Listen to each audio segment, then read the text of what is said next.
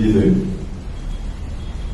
ചെറിയൊരു സംസാരം നമ്മളോട് നടത്തുന്ന ആദ്യം കവിത അവതരിപ്പിച്ച് പിന്മാറിയതാണ് ഒരു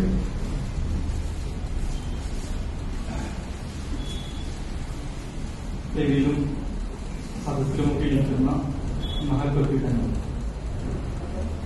ഞാൻ ടീച്ചറുടെ കവിതകളിലൂടെ കടന്നു പോകുമ്പോൾ അത് നമുക്കൊക്കെ ദർശിക്കാൻ കഴിയുന്ന കാണാൻ കഴിയുന്നതും പൊതുവായൊരു കാര്യം അതൊരു ഭക്തിയുടെ നനവിലൂടെയാണ്. അതിൽ നേർത്ത നനവ് എല്ലാ കവിതകളിലും ടീച്ചർ ഇങ്ങനെ പറഞ്ഞു വെക്കുന്നുണ്ട്. നേരത്തെ സൂചിപ്പിക്കപ്പെട്ടതുപോലെ ടീച്ചർ എന്തെഴുതുമ്പോഴും അതൊരു ഭക്തി അവസാനിക്കുന്ന രൂപത്തിലുള്ള കവിതകളാണ്.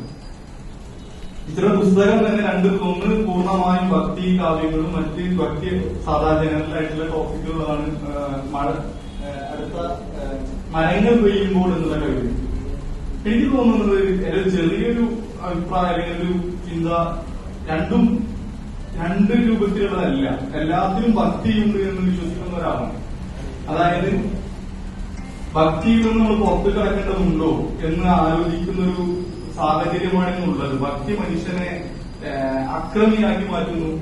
ഭക്തി കൂടിയാൽ ഒരാൾ കലാപകാരിയായി മാറുന്നു, തീവ്രവാദിയായി മാറുന്നു എന്നത് ചിന്തിക്കുന്ന ഒരു കാലഘട്ടത്തിൽ യഥാർത്ഥത്തിൽ ഭക്തി എന്ന് പറയുന്നത് ഇപ്പൊ ടീച്ചറുടെ പുസ്തകം പരിശോധിച്ചാൽ തന്നെ നമുക്ക് മനസ്സിലാവും. ആ ഭക്തിയാണ് മരങ്ങൾ പെയ്യുമ്പോൾ എന്നുള്ള മനോഹരമായ കാവ്യശില്പത്തിൽ നമ്മൾ കാണുന്ന ഭക്തിയാണ്. അഥവാ അച്ഛനെ കുറിച്ച് എഴുതുന്നത് പോലും ഒരു ഭക്തിയാണ്.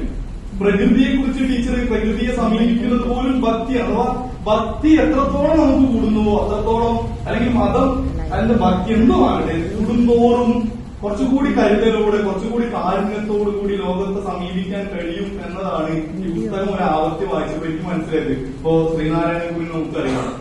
ആ ശ്രീനാരായണ ഗുരുവിന്റെ കവിതകളൊക്കെ വായിക്കുമ്പോഴൊക്കെ ഭക്തി നമുക്ക് കാണാൻ കഴിയും. അതേപോലെ തന്നെ കാരുണ്യത്തിന്റെ സ്പർശം നമുക്ക് കാണാൻ കഴിയും.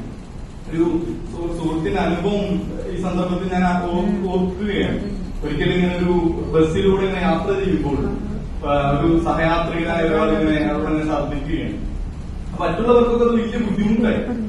അർപ്പോടും വെറുപ്പോടും കൂടി അവർ നീങ്ങി നിന്നപ്പോ ബസ്സിലെ കണ്ടക്ടർ വേഗം ഓടി വന്ന് അദ്ദേഹത്തെ പരിചരിക്കുകയും വെള്ളം കൊടുക്കുകയും ഒക്കെ ചെയ്യാണ്.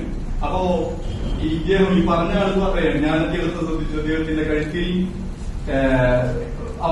ശബരിമലയ്ക്ക് പോകാനുള്ള ഒഴുക്കത്തിൽ അദ്ദേഹം സ്വാമിയാണ് എന്ന് മനസ്സിലായി.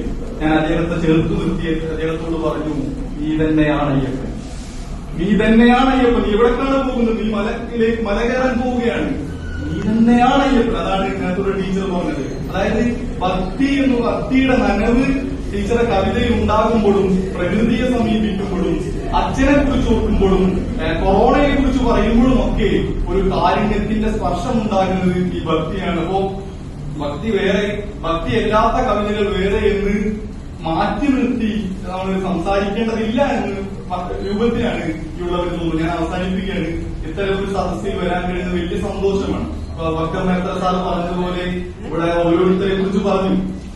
എല്ലാവരും നല്ല കവികളും സാഹിത്യ ലോകത്ത് സ്ഥിരപ്രതിഷ്ഠ നേടിയിട്ടുള്ള ആളുകളാണ്. കാര്യമായ സാഹിത്യ പൈതൃകങ്ങളൊന്നും അവകാശപ്പെടാനില്ലാത്ത ഒരാളാണ് ഞാൻ. എനിക്ക് ആകെ ഒരു പരിചയം വന്നാൽ കഴിഞ്ഞ മാസം എന്റെ ചെറിയൊരു കവിതാ സമാഹാരം ബക്കർ മേത്ത സാറ് വേരുകൾ എന്ന പേരുള്ള ഒരു കവിതാ സമാഹാരം ബക്കർ മേത്ത സാർ പ്രകാശിച്ചിരുന്നത് മാത്രമാണ്. ഇത്തരം ഒരു സദസ്സിൽ നിങ്ങളോട് സംസാരിക്കാൻ കഴിഞ്ഞത് രമാദേവി ടീച്ചറുടെ കവിത എന്നെ കൊണ്ടാകുന്നത് പോലെ നിങ്ങൾക്ക് മുന്നിൽ ആലപിക്കാൻ കഴിഞ്ഞതൊക്കെ ഒരു മഹാഭാഗ്യമായി കരുതുന്നു.